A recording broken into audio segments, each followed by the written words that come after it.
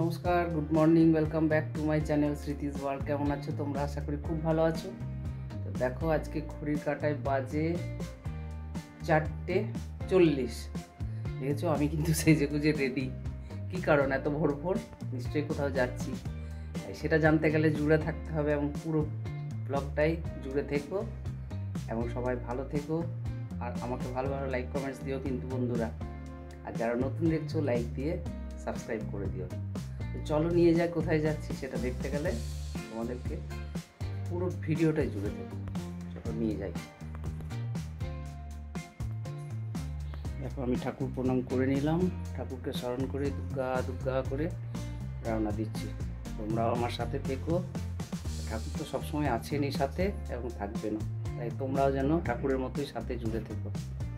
চলো, জয় গুরু।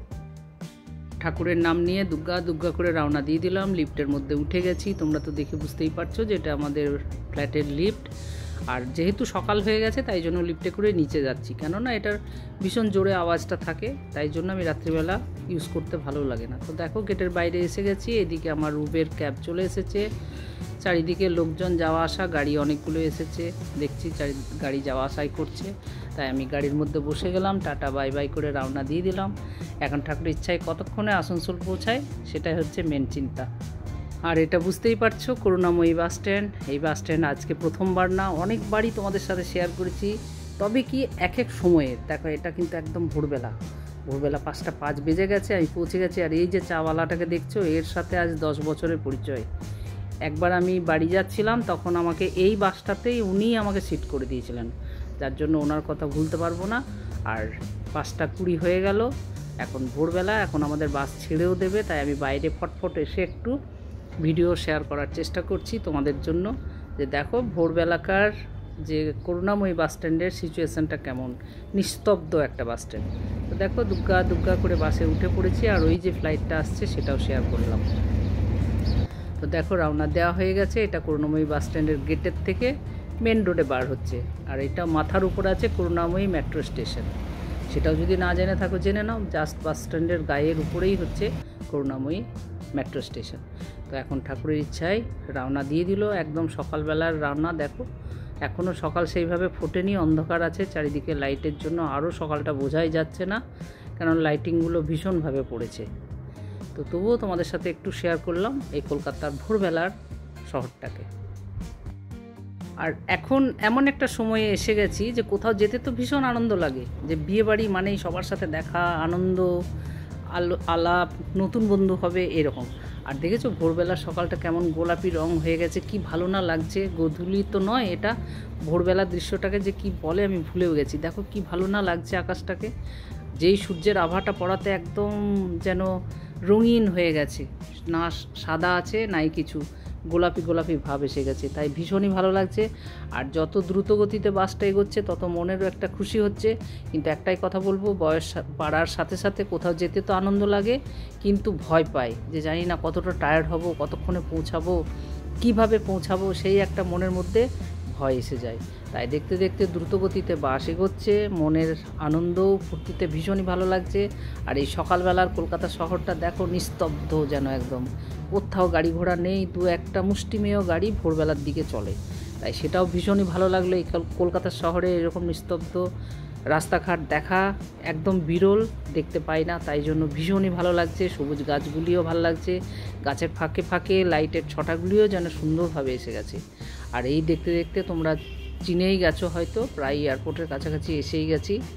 জায়গাটা দেখে তো মনে হচ্ছে যে হ্যাঁ, এইবার এয়ারপোর্ট এসে গেলাম। এই যে মসজিদ, তার মানেই হচ্ছে এয়ারপোর্ট 1 নম্বর গেট এসে গেলাম। তাই সব মিলিয়ে মন্দির দেখা যাচ্ছে, মসজিদ দেখা যাচ্ছে, যেহেতু হিন্দু মুসলমান দুই ভাই। আর এই দেখতে দেখতে দক্ষিণেশ্বর, এটা ব্রিজটা দেখে তোমরা বুঝতেই পারছো এটা দক্ষিণেশ্বরের ব্রিজ। তাই জয় মা কালী, মা দক্ষিণেশ্বরের মাকে প্রণাম করে নিলাম। বাসটা এগিয়ে চলেছে, একদিকে মা দক্ষিণেশ্বরের মা, একদিকে গঙ্গা মা, দুজনকে প্রণাম করে এগিয়ে চললাম। আর ভীষণই ভালো লাগছে, যত গাড়ি এগোচ্ছে তত মনের খুশিটা বাড়ছে। আর এই তো হুগলি ডিস্ট্রিক্ট মানে আলুর চাষ, গমের চাষ, চারিদিক শস্য খেতে ভরা মাঠ, আর সেই পরিমাণে দ্রুত গতিতে বাস এগিয়ে চলেছে। দেখতে দেখতে আমরা অনেকটা রাস্তা অতিক্রম করেও গেছি। এবার মনে হয় আর কিছুক্ষণের মধ্যেই, যেহেতু টোল ট্যাক্স দুটো পার হয়ে গেলাম, এখন এবার চলে আসবে শক্তিগড়। শক্তিগড় এলেই খেতে হবে, কেননা সকাল 8:30 বেজে গেছে, তাই পেটের মধ্যে প্রচুর খিদেও পেয়ে গেছে। তো দেখো আমি ধোসা নিয়ে বসে গেছি। আমি ভাবলাম প্লেন ধোসা, 100 টাকা দাম নিল এই ধোসাটা, কিন্তু দেখছি মশলা ধোসা আমার খুব একটা ভালো লাগে না। এর মধ্যে যে আলুর পুরটা থাকে ওটা আমার ঠিক পছন্দ হয় না। আর ধোসা খাবো আর চা খাবো না, এটা কখনো হয়? তো দেখো চায়ের দোকানে এসে গেছি, এখন চা খেয়ে আবার বাসে উঠেই রওনা। তাই শক্তিগড়ে আসলেই শুধু ল্যাংচা, আদি ল্যাংচা, ঢাকেশ্বরী ল্যাংচা, কত কি ল্যাংচা তার ঠিক নেই। তার ডাবগুলি দেখেও ভালো লাগছে, যেহেতু চাপ খেয়ে নিয়েছি তাই আর ডাব খাবো না। তাই তোমাদের সাথে এইটুকুই শেয়ার করলাম যে শক্তিগড় আসলেই শুধু ল্যাংচা, কত ধরনের যে ল্যাংচার দোকান তার কোনো ঠিক নেই। কিন্তু আমি ল্যাংচা খাইও নিও নি। আবার বাসে উঠে পড়েছি, দ্রুতগতিতে বাস এগিয়ে চলেছে। দেখতে দেখতে হয়তো অনেকটা রাস্তা অতিক্রম করে গেছি। এখন দেখো দেখতে দেখতে যে রাস্তাটুকু এসেছে, আমি অতটা ভিডিও নিতে পারিনি। এটা ঢুকছে দুর্গাপুর। তাই দুর্গাপুর সিটি সেন্টারের আগের ভিডিও এটা, দেখেছো কেমন সুন্দর সবুজ জঙ্গলে ভরা, কত ভালো লাগছে না গাছগুলি দেখতে দেখতে। আর যেহেতু দুর্গাপুরে বাসটা খালি হয়ে গেল, তাই জন্য আমি বাঁ দিকের সিট ছিল আমার, বাঁ দিক থেকে আমি ডান দিকে চলে এসেছি। তাই জন্য এখন তোমরা যে ভিডিও দেখতে পাবে পুরো রাইট হ্যান্ড সাইডের ভিডিওগুলিই দেখতে পাবে, কারণ বাসটা পুরো ফাঁকা হয়ে গেল সিটি সেন্টারে। আর দেখো কত দ্রুত গতিতে এগিয়ে চললো। এটা মনে হয় চলছে ভিরিঙ্গি মোড় পেরিয়ে গেলাম, এখন এবার আসানসোলের কাছাকাছি। কোনো বোঝাই যায় না বাসের মধ্যে গেলে কোনটা দুর্গাপুর, কোনটা রানীগঞ্জ, কোনটা আসানসোল, সব এখন এক হয়ে গেছে। যেমন কলকাতা হচ্ছে এক, সেই রকম এই পশ্চিম বর্ধমানটাও পুরো শহরগুলি জুড়ে গেছে, এক হয়ে গেছে। হয়তো ভবিষ্যতে আরও 5 বছর পর আর তো বোঝাই যাবে না, কোনো জায়গায় হয়তো ফাঁকা থাকবে না। তাই ভীষণই ভালো লাগে, নিট অ্যান্ড ক্লিন, পরিষ্কার পরিচ্ছন্ন, ছোট্ট ছোট্ট বাড়ি। কলকাতায় যেমন শুধু উঁচু উঁচু বাড়ি, আর এই শহরগুলিতে আসলে ছোট্ট ছোট্ট বাড়িগুলি দেখে ভীষণই মন ভরে যায়। আর দেখেছো কত জঙ্গল এরিয়া পড়ে আছে, এখানেই এয়ারপোর্টটা কোথাও আছে যেন, তাই সেটাও ভালো লাগছে। কলিয়ারি বেল্ট, কলিয়ারি এরিয়া, সেটাও দেখার জন্য মন অনেকের ছটফট করে, অনেকে আসতে চায়। তাই আমি যেটুকু পারলাম ভিডিওতে তুলে তোমাদের সাথে শেয়ার করার চেষ্টা করলাম। তাই তোমরা যেন লাইক কমেন্টসে জানিও যে কেমন লেগেছে আজকের এই রাস্তায় যেতে যেতে, একদম কলকাতার থেকে গিয়ে পশ্চিম বর্ধমান পর্যন্ত যে রাস্তার ভিডিও তুলে আমি ধরলাম, তো সেগুলো তোমাদের কেমন লাগলো, কোন পার্টটা ভালো লেগেছে, নিঃসন্দেহে তোমরা আমাকে কমেন্টসে জানাবে। তো দেখো, দেখে তো মনে হচ্ছে এটা আসানসোল যেন ঢুকেই গেছি প্রায়ই। আর কিছুক্ষণেই বাস স্ট্যান্ড পৌঁছে যাব। এবার বাস স্ট্যান্ডের থেকে নেবে আবার আমি গৌরান্ডিহি বলে একটা জায়গা আছে, সেখানে আমার বোনের শ্বশুরবাড়ি। সেই বাড়িতে ওর ভাসুরের ছেলের বিয়ে, সেই বিয়ে উপলক্ষে না, বৌভাত উপলক্ষে আমি যাচ্ছি। তাই জন্য দেখো আমার বাসে উঠে গেছি, এবং বাসের থেকে যেটা যেতে যেতে বাইপাসের ধারে ধারে যে দৃশ্য সেইগুলি দেখালাম। এখন আসানসোল শহরটাও অনেকটা বড় হয়ে গেছে, তাই বোঝাই যায় না। আগে যেমন আসানসোল পার হলেই শুধু ডাঙার মধ্যে দিয়ে যেতাম, এখন কিন্তু কোনো জায়গাটায় আমি বুঝতেই পারি না যে সেই ডাঙাগুলি কোথায়। সব বাড়িঘর হয়ে গেছে, বড় বড় কোম্পানি হয়ে গেছে, স্কুল কলেজ হয়ে গেছে। তাই ভীষণই ভালো লাগে আসানসোল শহরটাও। ছোট্ট, সবাই বলে ছোট্ট শহর, কিন্তু আমি বলবো না যে আসানসোল শহরটাও ছোট শহর নয়, অনেকটাই বড় হয়ে গেছে এখন এরিয়া বিশেষে। তাই খুবই ভালো লাগে। আর যেহেতু এখানে আমার মামার বাড়ি, সেই জন্য আরও ভালো লাগে। মন চায় যে সবসময় মামার বাড়িতে যাই, কিন্তু সেইভাবে আর হয়ে ওঠে না। আর এটা যেহেতু একটা বিয়ে ছিল, না আসলে নয়, একটা মান সম্মানেরও ব্যাপার আছে, কাউকে না কাউকে আসতেই হবে। আমার হাজব্যান্ডের শরীর খারাপ থাকার জন্য সে আসতে পারেনি বলে আমাকে মজবুরন একদিনের প্রোগ্রাম করে আসতে হলো। তাই দেখতে দেখতে গৌরান্ডি বাস স্ট্যান্ডে আমি পৌঁছেও গেছি। দেখো, বাস থেকে নেমে একটু হেঁটে এসে আমি এখানে একটা অটো পেলাম, অটো করে এখন যাচ্ছি বাড়িতে, বিয়ে বাড়ি।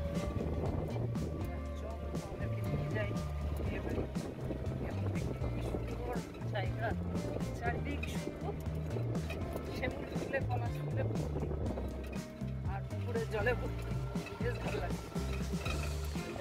দেখতে গেলে দেখতে পাবে হয়তো। তাই চলে এসেছি, আর তারপরে বিয়ে বাড়ি ঢুকে যাবো। অনেক জার্নি সেই ভোরবেলার থেকে নেমে আসছি। দেখতে পাচ্ছ, দেখো কি সুন্দর না চারিদিক গাছপালায় ভর্তি, বেশ ভালো লাগছে। দেখো বিয়ে বাড়িতে পৌঁছে গেছি, দেখা যাক এখন বিয়ে বাড়ির দৃশ্য কেমন। দেখো সবাই বসে আছে, এই যে ছেলের মা বসে আছে, ছেলের ভিক্ষা মা বসে আছে, সবাই মিলে বসে বিয়ে বাড়ি মানেই হচ্ছে উৎসবের আনন্দ। আমি চলে এসেছি ছোড়নাতলায়। আমাদের এখানের এই রকমই রিচুয়াল। দেখো এটা একটা খেলা, যে বিয়ের পরে যে খেলা হয় সেই খেলা হচ্ছে, যে গায়ের চাদরটা এপার আর ওপার দিয়ে খেলছে, সেটাও ভালোই লাগছে দেখতে, তাই আমি তুলে ধরলাম যে পশ্চিম বর্ধমানের বিয়ের রিচুয়াল। সবাই জানতো আমি আসবো না, তাই আমাকে দেখতে পেয়ে ভীষণ আনন্দ, সবাই খুব খুশি হলো, সবার সাথে দেখা হলো, কথা বললাম, খুব ভালো লাগছে। আর আমি আজকের ব্লগটি এখানেই রাখছি। তোমরা যেটুকু দেখলে সকাল পর্যন্ত, এবার বিকেলবেলা বউ ভাত আছে, বউ ভাতের ভিডিও আমি অন্য আনছি, সেটা দেখতে গেলে পরের ভিডিওর জন্য ওয়েট করো। আর এখানে বউকে ঘরে তোলা হচ্ছে, ছোড়নাতলার থেকে ঘরের ভেতরে ঢোকানো হচ্ছে। তাই আজকের ব্লগটি এখানেই রাখবো, এখানেই আমি শেষ করছি, কেননা মাইক বাজছে, গানগুলি আসছে, তার জন্য আমি কিছুই শেয়ার করতে পারলাম না বাকি কথাবার্তার। আর এখানে বসে গেছে, এখানে মিষ্টি খাওয়ানোর একটা রিচুয়াল আছে, তাই দেখতে থাকো।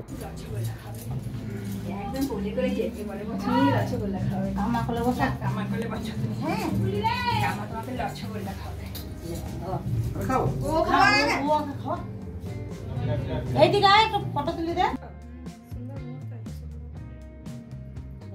ওইদিকে তাকাবি, পিপির দিকে তাকা, পিপির দিকে। ঠান্ডা